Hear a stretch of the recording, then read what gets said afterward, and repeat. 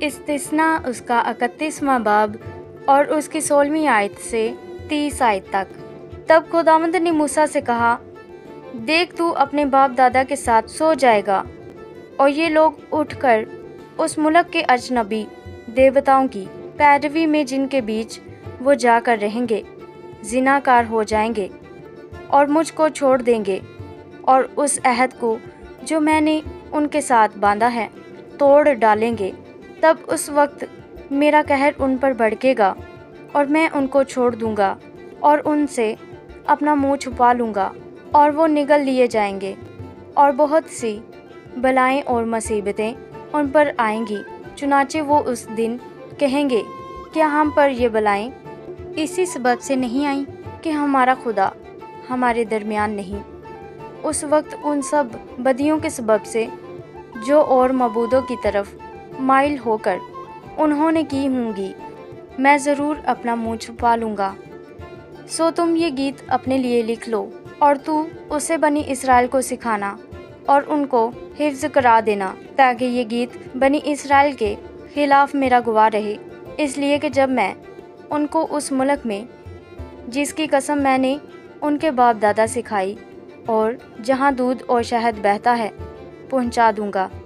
اور وہ خوب کھا کھا کر موٹے ہو جائیں گے، تب وہ اور معبودوں کی طرف پھر جائیں گے اور ان کی عبادت کریں گے اور مجھے حقیر جانیں گے اور میرے عہد کو توڑ ڈالیں گے۔ اور یوں ہوگا کہ جب بہت سی بلائیں اور مصیبتیں ان پر آئیں گی تو یہ گیت گواہ کی طرح ان پر شہادت دے گا، اس لیے کہ اسے ان کی اولاد کبھی نہیں بھولے گی، کیونکہ اس وقت بھی ان کو اس ملک میں پہنچانے سے پیشتر جس کی قسم میں نے کھائی ہے، میں ان کے خیال کو جس میں وہ ہیں جانتا ہوں۔ سو موسیٰ نے اسی دن اس گیت کو لکھ لیا اور اسے بنی اسرائیل کو سکھایا، اور اس نے نون کے بیٹے یشوع کو ہدایت کی اور کہا، مضبوط ہو جا اور حوصلہ رکھ، کیونکہ تو بنی اسرائیل کو اس ملک میں لے جائے گا جس کی قسم میں نے ان سے کھائی تھی، اور میں تیرے ساتھ رہوں گا۔ اور ایسا ہوا کہ جب موسیٰ اس شریعت کی باتوں کو ایک کتاب میں لکھ چکا اور وہ ختم ہو گئی، تو موسیٰ نے لاویوں سے جو خداوند کے عہد کے صندوق کو اٹھایا کرتے تھے کہا کہ اس شریعت کی کتاب کو لے کر خداوند اپنے خدا کے عہد کے صندوق کے پاس رکھ دو، تاکہ وہ تیرے برخلاف گواہ رہے، کیونکہ میں تیری بغاوت اور گردن کشی کو جانتا ہوں۔ دیکھو ابھی تو میرے جیتے جی تم خداوند سے بغاوت کرتے رہے ہو، تو میرے مرنے کے بعد کتنا زیادہ نہ کرو گے؟ تم اپنے قبیلوں کے سب بزرگوں اور منصب دار کو میرے پاس جمع کرو، تاکہ میں یہ باتیں ان کے کانوں میں ڈال دوں اور آسمان اور زمین کو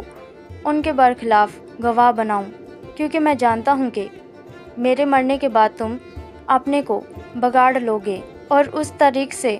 جس کا میں نے تم کو حکم دیا ہے پھر جاؤ گے۔ تب آخری ایام میں